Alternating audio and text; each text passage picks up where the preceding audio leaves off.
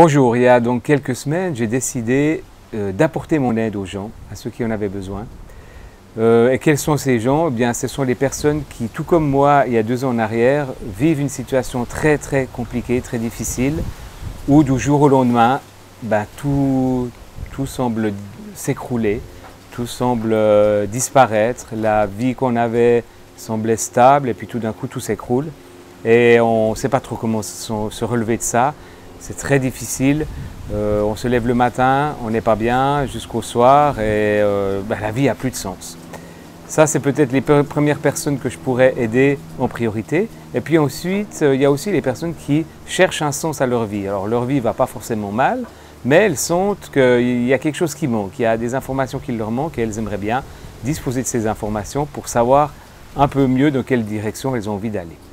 Alors, comment j'aide les personnes? On m'a posé encore la question ce matin, mais comment tu vas aider les gens? Avec quel outil? Quel outil tu utilises? Quelles sont tes techniques? Eh bien, ce que je vais faire, c'est simplement partager avec vous les outils que j'ai utilisés il y a 2 ans en arrière pour m'en sortir et que j'utilise encore aujourd'hui parce que ce n'est pas totalement fini. Certains sentiments sont toujours présents, mais là, c'est bien différent par rapport à il y a 2 ans en arrière. Et c'est ça que je vais utiliser ou partager, on va dire plutôt, pour que vous puissiez les mettre en pratique, car c'est simplement une mise en pratique qui va vous aider à surmonter vos difficultés, rien d'autre. C'est vous-même qui allez devoir mettre en pratique. Moi, je ne vais rien pouvoir faire pour vous si vous ne mettez pas en pratique. Je n'ai pas un pouvoir guérisseur, non, c'est pas ça. Le truc, c'est je vais vraiment vous donner des outils que vous allez pouvoir utiliser et vous allez pouvoir observer les résultats. Et vous allez pouvoir observer de quelle manière vous pouvez améliorer votre vie, de quelle manière vous pouvez mieux appréhender ce qui vous arrive, de quelle manière vous pouvez mieux accepter ce qui vous arrive aussi. Alors comment je fais tout cela? Tout d'abord, moi ce que je propose au départ pour ceux qui le veulent, c'est une étude numérologique sur les informations que vous vous êtes laissées vous-même avant de vous incarner. Pour que vous puissiez vivre une vie plus harmonieuse ou en tout cas vivre une vie dans laquelle vous allez pouvoir affronter les défis, les difficultés que vous allez rencontrer. Alors comment vous êtes laissé ce message? Eh bien simplement par votre date de naissance, votre nom et votre prénom qui ne sont pas du tout dus au hasard. Vous avez consciemment choisi ces informations pour qu'ensuite vous puissiez les utiliser, les décrypter pour mieux appréhender cette vie. Ensuite, une fois que cette étude est faite, je vais regarder avec vous les problématiques que vous rencontrez et puis je vais vous donner les outils que moi j'ai utilisés durant ces 2 années que j'utilise encore aujourd'hui pour surmonter des difficultés telles que le stress, la déprime, les mauvais sentiments, la mauvaise image de soi, la mauvaise image du monde. C'est souvent ça qui fait qu'à un moment donné, on se sent mal, c'est qu'on a l'impression que tout est noir, que nous-mêmes, on n'a pas les capacités pour s'en sortir, que le monde va mal, avec toutes ces informations qu'on reçoit, c'est vrai que prendre de la distance devient difficile. Il y a notamment cette maladie, maintenant ce virus, ce coronavirus qui est venu un peu perturber la paix intérieure que les gens pouvaient avoir, ou cette tranquillité, cette sérénité qu'on recherche. Eh bien, il y a des outils pour ça. Il y a des outils très efficaces que j'utilise maintenant. Mais pour véritablement y croire, ce n'est pas une question d'y croire, il faut les mettre en pratique. Et c'est comme ça qu'on réalise, à un moment donné, que ça fonctionne. Ça fonctionne. Ben oui, ça marche. Il n'y a pas de magie, c'est juste de la logique pure. Parce que moi, j'ai un côté très cartésien, j'ai horreur des choses que je ne peux pas prouver, que je ne peux pas démontrer. Et je ne peux pas démontrer à quelqu'un une solution qu'il devra mettre en pratique et réaliser par lui-même. Je peux juste l'inviter à mettre en pratique, lui donner ses outils, lui donner ses exercices à faire. C'est ainsi qu'il pourra prendre de la distance avec ce qui lui arrive et faire avancer dans sa vie. Alors peut-être que c'est encore très théorique comme ça, mais chaque personne est différente et chaque personne a une manière différente d'accueillir les mots. Et c'est pour ça que je m'applique toujours à choisir les bons mots par rapport à la personne, par rapport à ce qu'elle a vécu, par rapport à son ressenti par rapport à tout ça.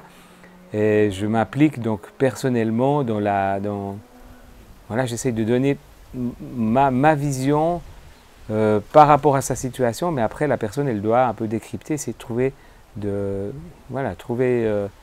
la manière dont elle va mettre tout ça en application dans sa vie, parce que c'est une application qui se fait à chaque instant.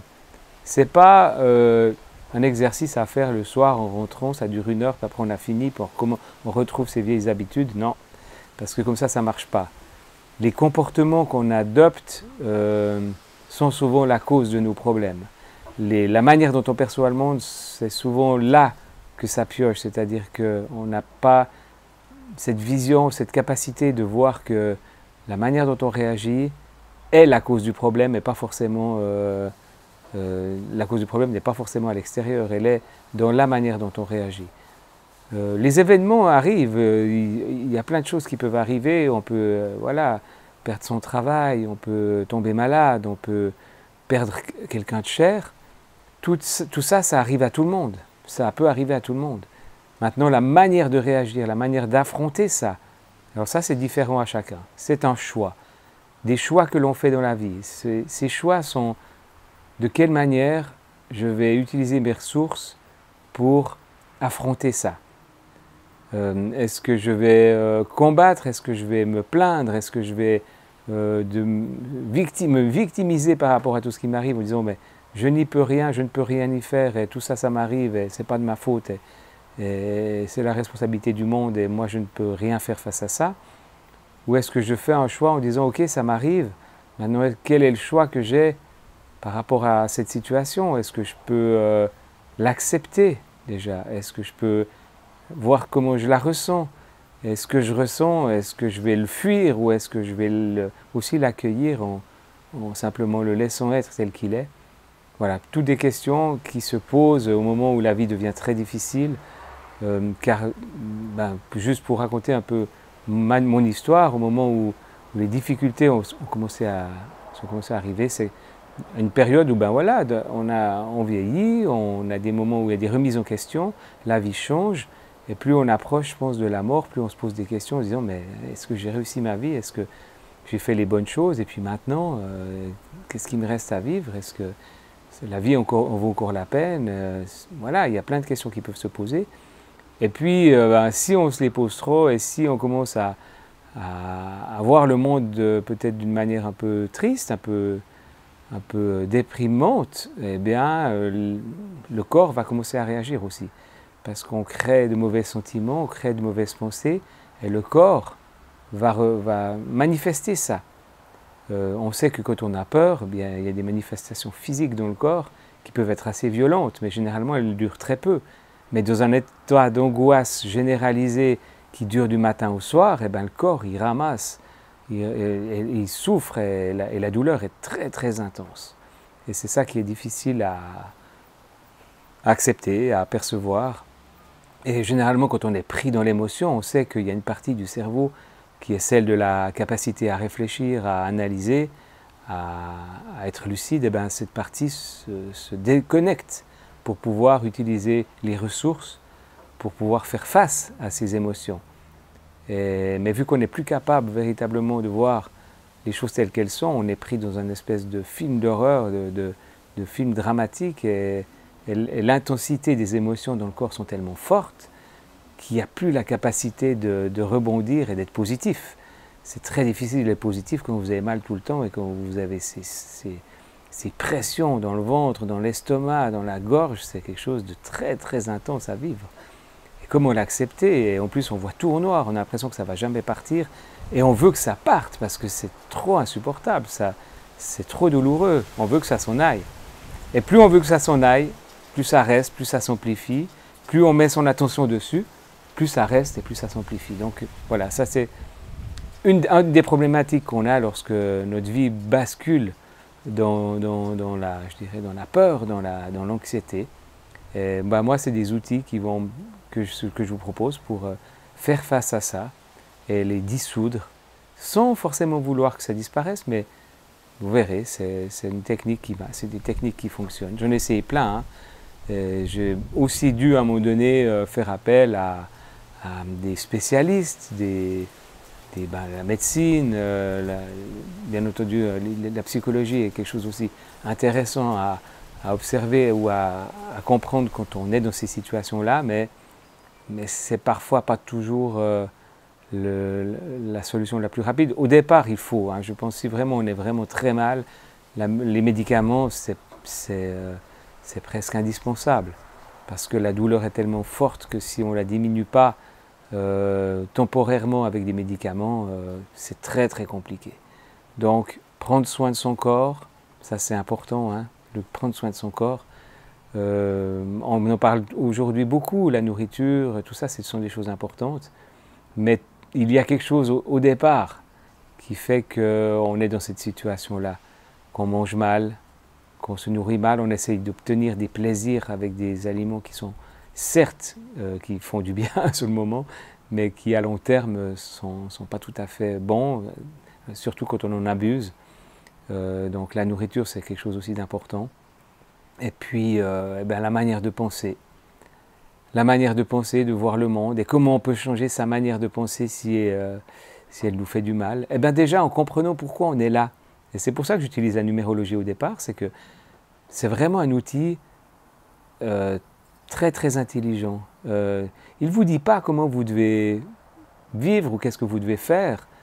Il vous donne juste des informations sur vous, sur ce que vous avez reçu au moment d'arriver sur cette terre, les capacités que vous avez reçues, les manques, les faiblesses, et puis comment vous allez pouvoir vous améliorer dans le but de vous sentir mieux, dans le but de vous épanouir, de découvrir encore mieux qui vous êtes vraiment.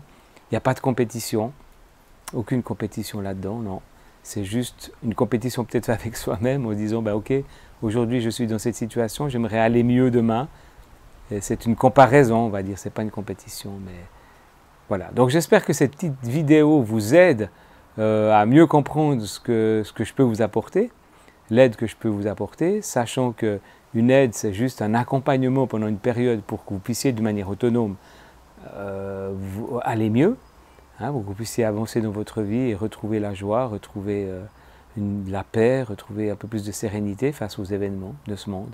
Donc voilà, et je vous souhaite une excellente journée. Aujourd'hui il fait beau ici, je suis donc en Suisse, il y a un peu de vent, il fait relativement chaud, mais voilà, il faut profiter de la vie et pour ça, il y a des outils qui existent et c'est ça que je partage avec vous.